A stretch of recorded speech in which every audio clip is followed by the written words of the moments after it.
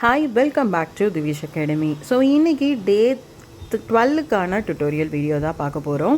So இதில் வந்து பார்த்தீங்க அப்படின்னா நம்ம ரெடிமேடாக இருக்கக்கூடிய இயரிங்ஸை யூஸ் பண்ணலாமா? அஃப்கோர்ஸ் யூஸ் பண்ணலாம். இதை வந்து ஒட்டை கட் பண்ணுங்கள். அப்படி இல்லை அப்படின்னா இந்த மாதிரி வளைச்சி யூஸ் பண்ணிக்கோங்க. வளைச்சி யூஸ் பண்ணால் கூட கீழே வந்து நல்லா ப்ரெஸ் கொடுங்க. அப்போ தான் நம்ம மேலே வந்து படாமல் இருக்கும் ப்ளவுஸில். ஏன்னா அதுக்கு அடியில் வந்து நம்ம கிளாத் கொடுத்து ஸ்டிச் பண்ணால் கூட நம்ம மேலே படாத அளவு இருக்கணும்.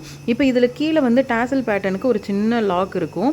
அந்த லாக்குக்குள்ளே நம்ம நீடில் விட்டு என்ன பண்ணுறோம், 2 டைம் வந்து ஸ்டிச் போட்டுக்கிறோம்.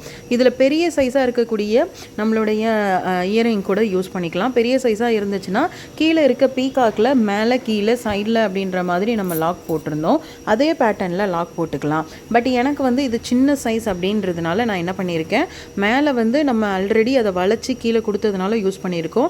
ஒன்ஸ் அகெயின் ரிப்பீட் பண்ணிடுறேன், கம்பல்சரி நீங்கள் நல்லா வந்து ப்ரெஸ் பண்ணி விடணும். நம்ம கிளாத்து மேலே வந்து நம்ம ஸ்கின்ல பற்றக்கூடாது. ஸோ இப்போ இதில் ஒரு டேசல் வந்து அட்டாச் பண்ணிவிட்டு நம்மக்கிட்ட இருக்கக்கூடிய குந்தன் ஸ்டோன்ஸை வந்து மேலே நம்ம ஒட்டுறோம்.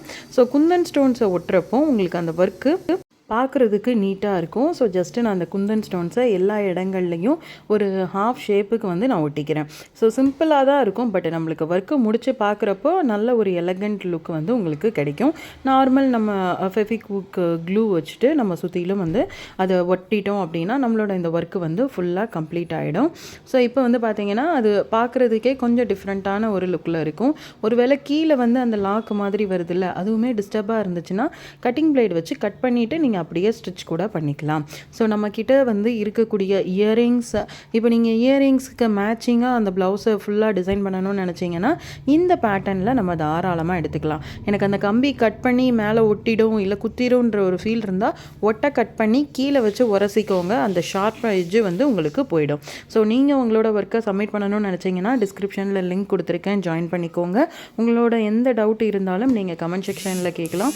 உங்களோட ஒவ்வொரு கமெண்ட்டுக்கும் நாளைக்கு வரக்கூடிய வீடியோவில் உங்களுக்கு ரெஸ்பான்ஸ் வந்து கம்பல்சரி இருக்கும்.